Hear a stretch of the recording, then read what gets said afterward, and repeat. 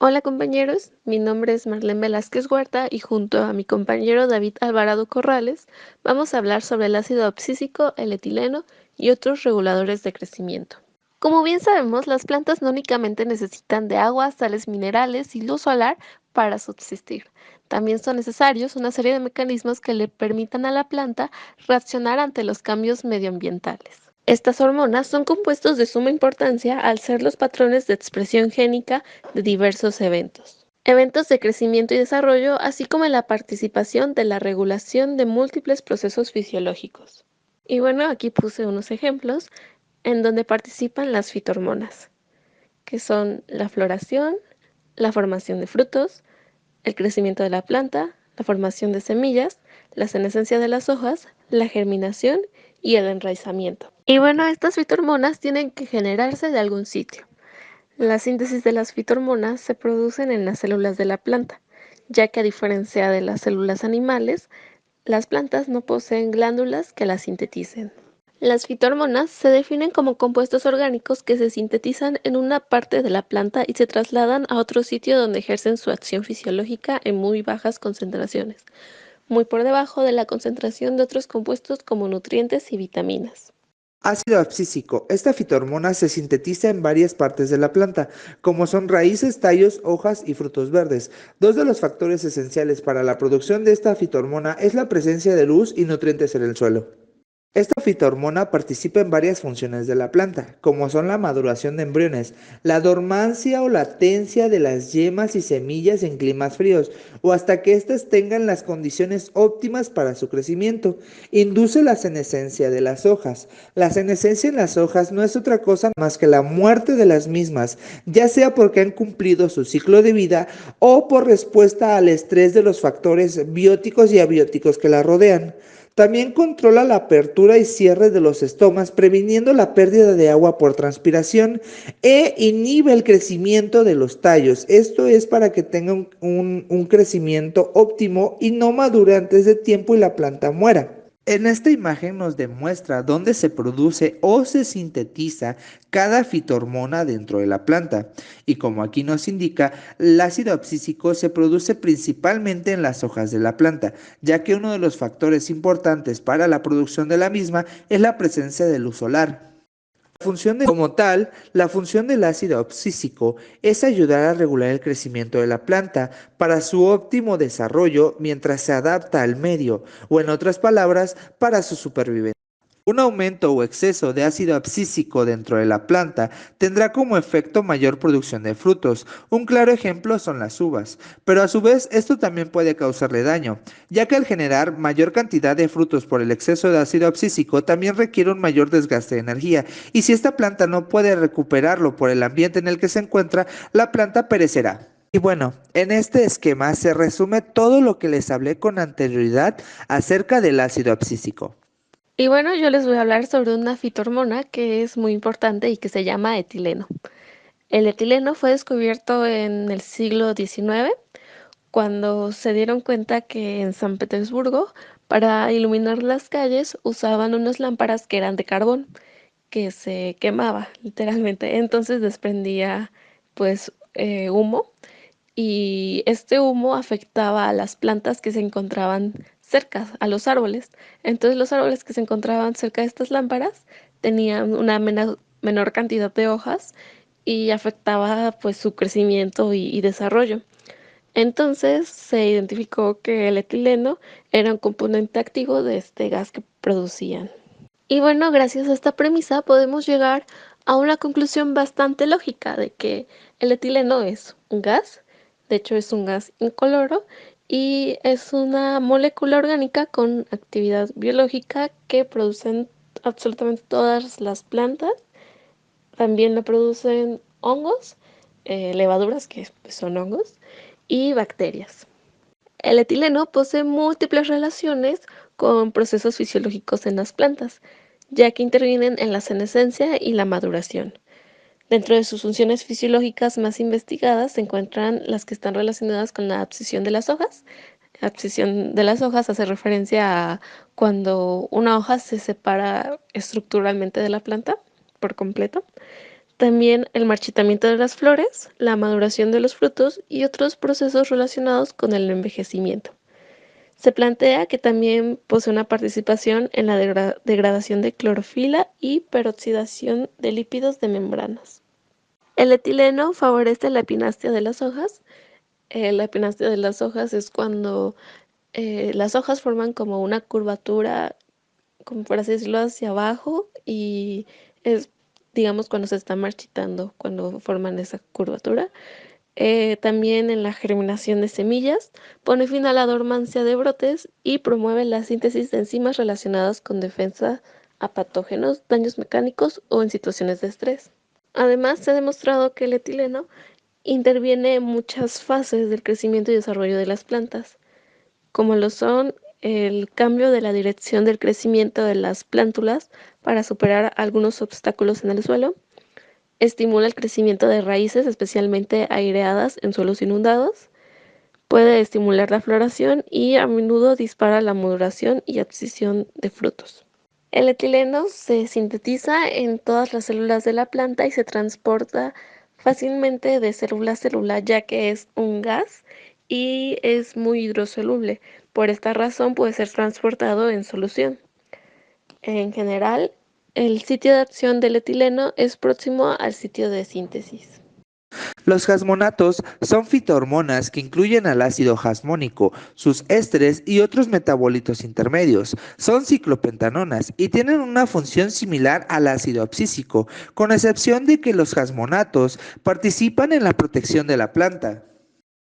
Los jasmonatos han demostrado tener un papel importante en la protección de la planta, ya sea contra patógenos, pestes, infecciones, plagas, perturbaciones mecánicas, entre otras. También participan principalmente en la producción de polen, maduración de semillas, crecimiento de raíces y formación de zarcillos. Un zarcillo es un tallo, hoja o peciolo especializado que le sirve a ciertas plantas trepadoras para sujetarse a una superficie o a otras plantas. Otro compuesto bastante importante es el ácido salicílico, que en algunos libros y artículos lo mencionan como fitohormonas, pero en otros no. Y bueno, este ácido salicílico se está relacionado con la toma y transporte de iones, así como con la estructura de los cloroplastos y la anatomía de la hoja. Es un compuesto fenólico presente en todos los órganos vegetales y pues tiene un impacto bastante significativo tanto en el desarrollo y crecimiento de la planta como en los procesos de fotosíntesis y transpiración. Por otra parte, se le ha asignado una fuerte responsabilidad como señal endógena en la resistencia a patógenos y en la resistencia sistémica adquirida, mejor conocido como SAR. Está bien relacionado que se requiere acumulación de ácido salicílico en los tejidos sistémicos localizados para inducir una respuesta inmune tipo SAR. Bueno, para nuestra propuesta, primero que nada, estuvimos investigando más sobre las fitohormonas para decidirnos cuál era de mayor interés para nosotros, la cual fue el etileno.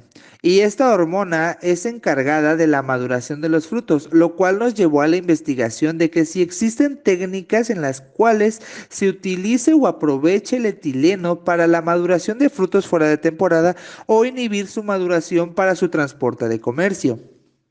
Entonces, lo primero que hicimos fue buscar sustancias que tengan como componentes etileno y encontramos una que es como muy popular y que creo que mucha gente lo utiliza, que es el etefón.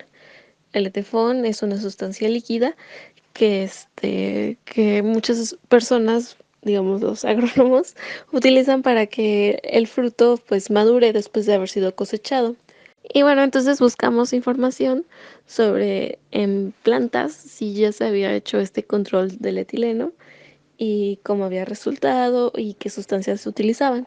Entonces descubrimos que hay una sustancia llamada efetón que varios agrónomos y personas utilizan, que activa la maduración de los frutos, estos después de haber sido cosechados. De ahí David y yo quisimos buscar sobre el control de esta sustancia, el tefón, en la fresa, ya que la fresa es una fruta que se da por temporadas y que pues encontramos este artículo que es bastante reciente, es de este año y se nos hizo muy interesante. En esta ocasión hablan sobre el híbrido Fragaria ananasa y que es muy comúnmente cultivado en el oeste de Estados Unidos. Entonces, este artículo nos narra que hicieron un experimento con 208 plantas de fresas, las cuales iban a ser sometidas al etefón.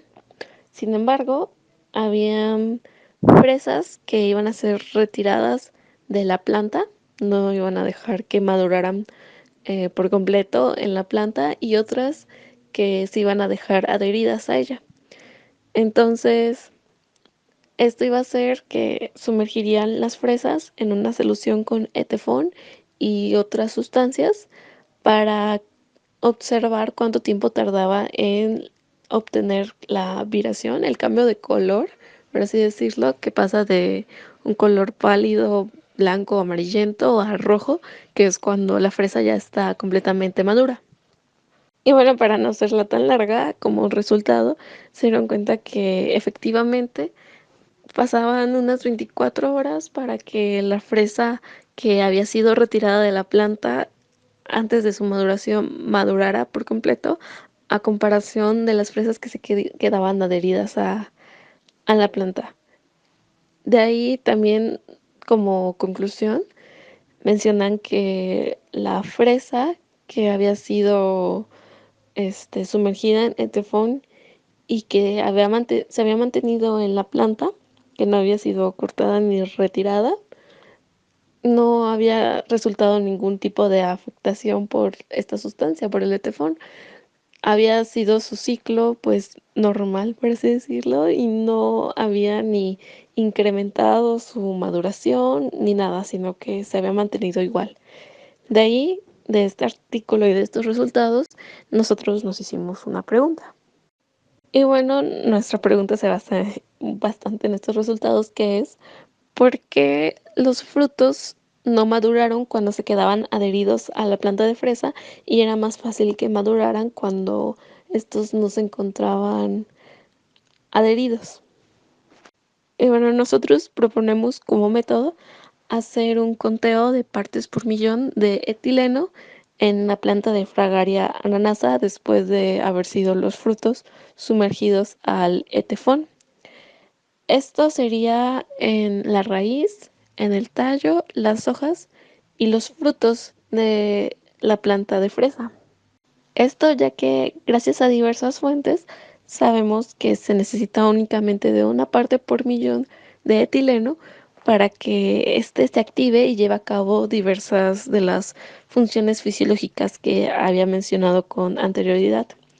Entonces, haciendo este rastreo del etileno podríamos darnos cuenta en qué otros procesos fisiológicos está interviniendo y por qué no en la maduración del fruto de la fresa.